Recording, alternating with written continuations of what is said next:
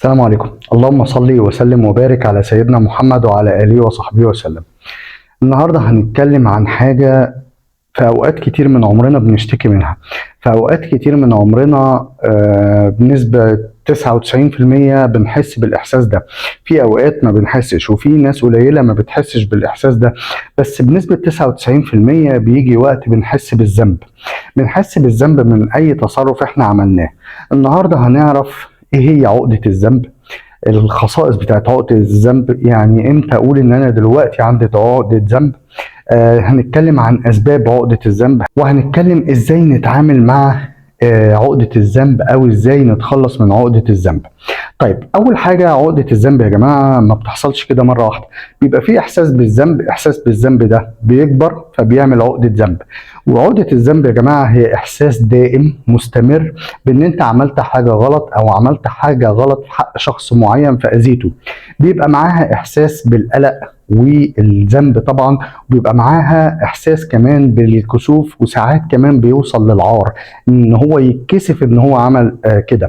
احساس الذنب يا جماعه او عقده الذنب عامه ممكن تحصل بسبب اذى حقيقي انت سببته لشخص معين، او نتيجه تخيل وتصور. انت عملت حاجه انت فاكر انها اذت حد تاني، او انت فاكر انها اذت شخص انت ممكن ما تكونش اذيته. ممكن يكون اللي حصل له بعيد عنك خالص، بس انت تخيلت ان ده مشي مع ده فانت ترجمت ده في دماغك. وممكن كمان انت من كتر تفكيرك حتى لو الشخص اتأذى فعلا، انت ممكن منك او من غيرك انت ممكن تبتدي تتصور وتتخيل انه اتأذى في حياته جدا، وانه حصل له مشاكل كتير قوي بسببك. وممكن يكون الاحساس ده كمان يعدي اللي حصل، انت تتخيل وتتصور وتبتدي تحس ان انت اذيته اذية اكتر من الواقع، اكتر من اللي حصل له في الواقع نفسه. طيب، وزي ما قلنا كده برضو ان شعور الذنب لما بيزيد بيقلب لعقدة ذنب، وعقدة الذنب لما بتزيد ممكن تعمل اكتئاب. طيب، احساس الزيادة او غير المناسب بالذنب ممكن يحصل ويرتبط بامراض نفسية معينة زي الاكتئاب، زي اضطراب الوسواس القهري، زي اضطراب ما بعد الصدمة. طيب، نتكلم بقى في حاجة مهمة جدا. ايه الخصائص بقى؟ يعني ايه الحاجة اللي بتقول ان احنا دلوقتي ممكن نكون عندنا عقدة ذنب؟ في الوقت اللي احنا عايشينه دلوقتي احنا ممكن نكون بنتعامل مع نفسنا واحنا عندنا عقدة الذنب. طيب، اول حاجة طبعا هو احساس الذنب يا جماعة، هو احساس جواك، احساس انت اللي بتحسه لوحدك، انت الوحيد اللي واعي بيه. بيبقى فيه تقييم سلبي لنفسك، يعني انت بتقيم نفسك على انك فاشل، انك مؤذي، انك بتضر الناس اللي حواليك، انك انسان مالكش لازمه. فتبتدي يبقى الاحساس ده جواك، والاحساس ده انت الوحيد اللي بتحس بيه، وتبتدي زي ما قلنا كده تدي لنفسك تقييمات سلبيه. فتبتدي يحصل ايه لما تدي لنفسك تقييمات سلبيه؟ تبتدي احساس الذنب وعقده الذنب يحصل. طيب، ايه الحاجات اللي ممكن تقول بقى ان احنا عندنا عقدة ذنب؟ يعني اشوف ايه؟ اول حاجة بيبقى عندك قلق جامد قوي، وقلق كتير، في بكاء كتير، انت بتعيط كتير، ما بتعرفش تنام، عندك أرق رهيب، عندك شد عضلي كتير، عندك وجع في معدتك، بتحاول تعتذر كتير جدا، بتحاول تفكر كتير قوي في أخطاء الماضي. طيب، عقدة الذنب كمان زي ما قلنا كده بيبقى معاها إحساس بالقلق والاكتئاب والضغط العصبي، بيبقى فيه صعوبة في النوم، بيبقى فيه فقدان للاهتمام والشغف، اهتمامك بنفسك او اهتمامك بالحاجات اللي انت بتحبها، او شغفك بشغلك او شغفك بالحاجه اللي انت بتحبها بيروح، بيبقى فيه ارهاق رهيب، بيبقى فيه صعوبه في التركيز، بيبقى فيه انسحاب اجتماعي، يعني انت مع الوقت بتبتدي تبعد عن الناس، انت حاسس بالذنب فخايف تضر ناس اكتر او تاذي ناس اكتر فتبتدي تبعد عن الناس.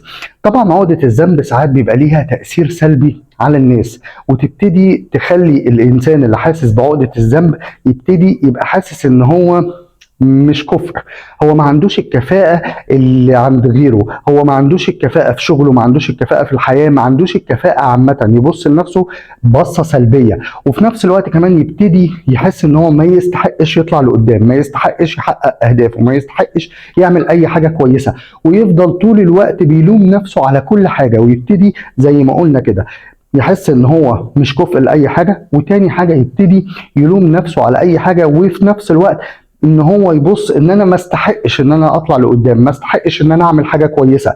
ده كمان ممكن عقده الذنب تخليه يحس بالعار والكسوف. العار والكسوف ان هو بيأذي الناس، ان هو بيضر الناس، فيبتدي يعمل ايه؟ يبتدي هو مش عايز يضر حد تاني، مش عايز يأذي حد تاني، وفي نفس الوقت مش عايز الشخص اللي اتأذى يشوفه قدامه، فيبتدي ينعزل عن الناس. واللي عايزاله عن الناس ده ممكن يخلي عقدة الذنب تزيد اكتر، ويبعد عن الدعم الاجتماعي بتاع الناس اللي ممكن تساعده. ايه اسباب بقى عقدة الذنب، او ايه اسباب احساسك بالذنب؟ هم 5 حاجات. اول حاجة القلق. لو عندك جرعة جامدة جدا من القلق، فانت دايما بتبقى حاسس احساس سلبي، والاحساس السلبي ده انت حاسه وبتعمله، يعني افعالك بتبقى سلبية واحساسك سلبي، فتبتدي تخش في دور ذنب، ان انت تبتدي تحس بالذنب، ان انت سلبي، ان انت فاشل، ان انت مؤذي، ان انت مش كويس، ان انت كسلان، انت فتبتدي انت تقوي الموضوع جواك، فتبتدي تحس بعقدة الذنب. تاني حاجة خبرات الطفولة. يعني ايه خبرات الطفولة؟ في اطفال بتتولد في عائلات الاهل من غير ما يقصدوا بيبقوا عايزين يشجعوا بس بطريقة سلبية، بيشجعوا بطريقة الانتقاد. انت لو ما سمعتش الكلام انت مش هتنجح، انت لو ما سمعتش الكلام انت مش هتجيب درجة كويسة، انت لو ما سمعتش الكلام مش هتنجح في البطولة دي، او مش هتكسب في البطولة دي، انت لو ما سمعتش الكلام كذا كذا كذا، بس كله حاجات سلبية. فيبتدي الطفل يتحط جواه ويتحط تحت ضغط عصبي بتاع ان هو لو ما عملش هيحصل كذا، انه ويبتدي يتخيل السيناريو، فيبتدي يأثر عليه بالسلب لانه ما عندوش الخبرة بتاعة التعامل مع المواقف دي، فيبتدي هو من نفسه يأثر. يعني مش يأثر بقى تأثير، لا يأثر يعني ان هو ما يعملش اللي عليه. طيب ويبتدي اول ما يحصل ان هو ما ينجحش او ما يجيبش درجة عالية او الكلام ده كله، يبتدي يحس احساس الذنب ان هو فعلا ما عملش اللي هم قالوا عليه، لو كان سمع الكلام كان هيبقى احسن، لو كان سمع الكلام كان هيبقى الموضوع مختلف. فده برضو بيدي احساس الذنب ويبتدي يكبر جواه ويبقى عقدة ذنب. ثالث حاجة بقى، احنا اتكلمنا اول حاجة عن القلق، تاني حاجة عن خبرات الطفولة، ثالث حاجة الثقافة. لو انت بتعمل تصرفات هي مجبر عليها، هي مش ماشية مع الثقافة اللي انت اتربيت عليها، هتحس بعقدة ذنب. الدين، لو انت دلوقتي بتتعامل مع الدين على انه حاجة مفروضة عليك ما فيهاش اي نقاش، هي ما فيش روح للعباده، ما فيش ان ربنا بيغفر، ما فيش ان ربنا بيتوب على الناس، فتبتدي تتعامل مع العباده ان انت لو قصرت مره او حصل حاجه غصب عنك، نسيت تصلي، نمت وما صليتش، اتعاملت مع حد وحش، خدت فلوس مش من حقك بطريقه غلط، حسبت غلط فخدت فلوس، تبتدي تتعامل مع نفسك بحزم جامد قوي وبشده جامده قوي وبقسوه على نفسك، مع ان ربنا سبحانه وتعالى قال استغفروا، لما تكونوا عملتوا حاجه غلط استغفروا، وقال ان هو بيتوب علينا وتوبوا. فالفكره سهله. كمان بيبقى فيه الضغط الاجتماعي، وده رقم 5. الضغط الاجتماعي ان انت لما تحس ان انت محطوط تحت ضغط، ان الناس بتحكم عليك وعلى افعالك، فتبتدي انت تتاثر وتبتدي ان انت تحاول تخلي افعالك كلها على قد ما تقدر زي ما الناس عايزه. طيب وممكن تكون مخالفه لثقافتك ولمبادئك، فتبتدي تحس بالذنب ان انت لا انت عارف تمشي على اللي الناس عايزاه، ولا انت عارف تمشي على مبادئك واللي انت مرتاح فيه او ثقافتك، فتبتدي تحس بالذنب. طيب ايه بقى انواع الاحساس بالذنب او انواع الشعور بالذنب؟ طيب في 4 انواع. اول نوع بنسميه احساس الذنب الطبيعي، ان انت عملت حاجه وحسيت عملت حاجه ممكن تكون غلط او ممكن تكون اذت حد بطريقه مش مقصوده، فانت ندمت وحسيت ان انت عايز تعتذر. طيب مجرد الاحساس ان انت عايز تعمل حاجه صح او عايز تعتذر، ده بيقلل احساس طبعا الذنب، وفي نفس الوقت كمان بيبتدي يديك الدفعه والدافع ان انت تتحرك وتبتدي تاخد خطوات عشان تصلح ده. فاول ما تروح للشخص اللي انت اذيته بطريقه ايا كانت الطريقه وتبتدي تعتذر له، طيب قدامك حاجتين: ان الشخص يقبل اعتذارك، وفي الحاله دي انت الاحساس الذنب بيقل جدا، ومع الوقت انت ممكن تنسى الموقف اللي حصل. وتاني حاجه انه ما يرضاش باعتذارك، وفي الحاله دي انت هيبتدي احساس الذنب يكبر جواك ان انت اذيته لدرجه ان هو مش قادر يسامحك، فيبتدي يحصل عقده ذنب. طيب تاني حاجة شعور الذنب الغير تكيفي. يعني ايه شعور الذنب الغير تكيفي؟ يعني انت عملت حاجة غلط بس انت جالك احساس بالذنب وانت الحاجة دي مش تحت تصرفك ولا تحت حكمك، انت ما تقدرش تتحكم في الموضوع ده. زي ايه؟ زي ان انت مثلا كنت ممكن تقول لحد مثلا ان لو عملت كذا هيحصل كذا، ان انت تتوقع حاجه فتمنع اذى ممكن يحصل او ضرر ممكن يحصل، ان انت ما قدرتش تاخد قرار ان انت تمنع حاجه منها تحصل، كان قدامك ان انت تعمل بس ما قدرتش، او ان انت كنت حاسس ان في شخص هيأذي ناس وانت ما تصرفتش، فتبتدي تحس بعقدة الذنب، مع ان الموضوع مش تحت تحكمك. انت ممكن تقدر تعمل كده وممكن ما تقدرش، ممكن الظروف تسمح لك وممكن ما تسمحلكش، ممكن تقول للشخص ان الشخص ده هيأذيك بس ما يسمعش كلامك، فالموضوع مختلف. في كمان افكار مذنبه. يعني ايه؟ كلنا يا جماعه بيجي وقت في حياتنا كده ممكن نفكر تفكير سلبي، نبقى متضايقين من اي حاجه فنفكر تفكير سلبي، يجي لنا افكار سلبيه. الافكار السلبيه دي ممكن نعملها وممكن ما نعملهاش، بس احنا هنتكلم دلوقتي على ان احنا ما عملناهاش، ان انت ما عملتش التفكير السلبي ده او الافكار السلبيه دي، بس مجرد انت تبتدي تلوم نفسك وتحس بالذنب وممكن يتطور لعقده ذنب، مجرد ان انت فكرت في كده، فتبتدي حتى لو انت ما عملتش تحاسب نفسك ان انت فكرت بالطريقه اللي مش صح دي. اخر حاجه بقى واخر نوع فيهم شعور الذنب الوجودي. يعني ايه؟ ان انت تحس بالذنب نتيجه ان انت اتظلمت، ان انت تحس بالذنب نتيجه ان انت ما عشتش زي ما انت عايز او زي ما مبادئك بتقول. واحد ما عاش زي ما الناس عايزه تعيش ولا زي ما هو عايز يعيش. واحد اتعامل مع الناس بادب وباحترام وبطريقه كويسه والناس ما عملتوش بنفس الطريقه. واحد طول الوقت بيحاول يساعد الناس والناس ما حاولتش تساعده. واحد بقى عمل حادثه هو ومجموعه ناس، مش شرط يكون هو اللي سايق ولا هو المتسبب في الحادثه، بس عمل حادثه الناس اللي كانوا معاه اتصابوا وهو ما اتصابش، يبتدي يحس بالذنب. طيب نتعامل ازاي؟ نتعامل ازاي مع عقده الذنب او احساس الذنب؟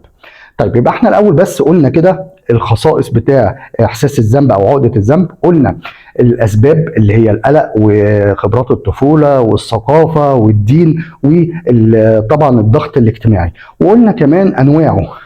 طبعا انواع عقده الذنب او شعور الذنب، قلنا احساس الذنب الطبيعي، قلنا كمان احساس الذنب غير التكيفي، قلنا افكار سلبيه، قلنا كمان الاحساس الوجودي او احساس الذنب الوجودي. طيب ازاي بقى نتعامل مع الكلام ده؟ وانا عدتهم دلوقتي عشان نبقى احنا شغالين بيهم واحنا بنتعامل.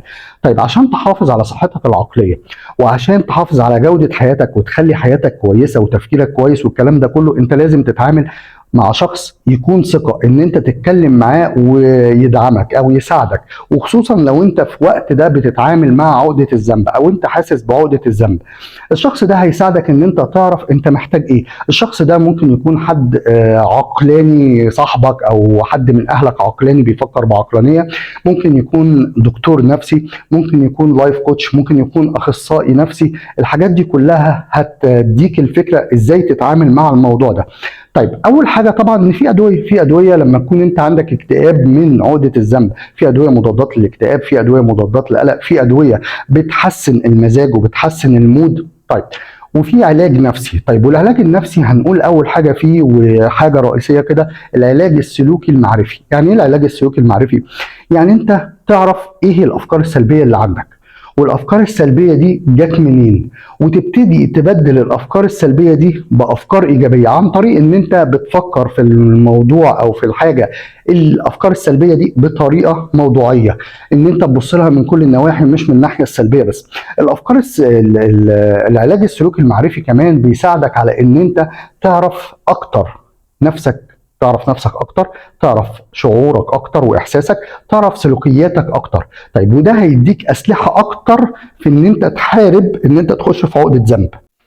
طيب حلو الكلام، حلو الكلام. طيب وكمان في نفس الوقت العلاج السلوكي المعرفي هيديك فرصة كويسة ان انت تعرف انت حاسس بعقدة الذنب دي ليه، ولما تيجي تعمل تصرف او اتصرفت تصرف اذى حد غصب عنك او انت شايفه ان هو تصرف ضار، فتبتدي تفكر كويس قوي انا عملت ده او انا هعمل ده، طب هيبقى ليه تأثير سلبي على حد؟ طب التأثير السلبي اهم ولا التأثير الايجابي؟ طب الموضوع ده صح انه هيحصل ولا غلط؟ طب الشخص اللي انا هعمل معاه الحكاية دي هيتأذي قوي ولا هيفهم اللي انا هعمله؟ طيب هل اقول له هل ما اقولوش؟ فهتبتدي العلاج السلوكي المعرفي هيساعدك جامد جدا. تاني حاجة ان انت تبتدي استراتيجية العناية بالنفس، ان انت تبتدي تعرف انا هتعامل ازاي، وتبتدي تعرف المواقف اللي انت هتتحط فيها، وتبتدي تبص للافكار او الشعور الذنب ده بطريقه ايجابيه، ان انا كنت بعمل الحاجه دي عشان اتفادى كذا، ان انا كنت بعمل الحاجه دي فانا غلطت فيها بس ما كانش قصدي،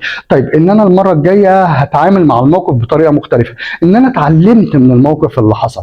كل دي عنايه بالنفس. واخر حاجه ان انت تبتدي تعيد صياغه الموضوع. يعني ايه اعيد صياغه الموضوع؟ اول حاجه في اعاده صياغه الموضوع ده ان انت تبتدي تحط تصور جديد وتفكر في الشعور بالذنب اللي عندك ده او الافكار السلبيه اللي مدياك شعور بالذنب بطريقه موضوعيه اكتر. زي ما قلنا ان انت تفكر الموقف ده حصل ليه، وانا اتعلمت منه ولا ما اتعلمتش؟ لا ده انا اتعلمت، لا ده انا كان قصدي حاجه وطلعت حاجه تانية، لا انا عملت الصح، لا انا المفروض ان انا لو ما كنتش عملت كده كان هيحصل اذى اكتر عن طريق كذا كذا كذا. فتبتدي تفكر بموضوعيه، وفي الاول وفي الاخر تبتدي تعرف ان انت عملت ده وايا كان ضر او ما ضرش انت حاولت تعتذر وتاخد القرار ان انت تعتذر وتاخد القرار ان انت تصلحه، وفي نفس الوقت انت اتعلمت.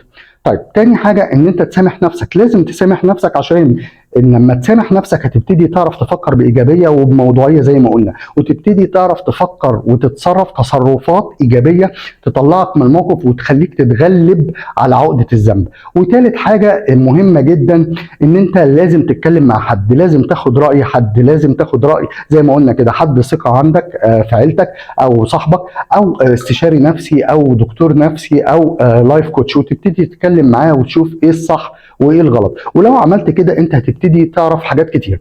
ولازم في الاخر خالص تعرف ان اي حاجه احنا بنعملها غلط احنا بناخد منها خبره، بس لازم افكر في المواقف كويس قوي واحسبها كويس قوي. وتاني حاجه ان انت لازم تتعامل مع الموقف على انه حاجه زي ما كانت، زي ما انا فكرت فيها انها هتفيد هي ممكن تضر، وانه الاقل ضرر. هل ان انا اعمل الحاجه ولا هل ان انا ما اعملهاش؟ انه الاقل ضرر. ودايما تبقى عندك ثقه في نفسك ان انت مش البني ادم اللي قصده يضر، حتى لو كنت ضريت او اذيت حد غصب عنك انت بتبتدي تصلح، فده مش طبيعتك ولا ده طبعك. يا رب الفيديو يعجبكم، اشوفكم على خير. اللايك الجامد قوي والشير والاشتراك في القناه، وصلى اللهم على سيدنا محمد وعلى اله وصحبه وسلم.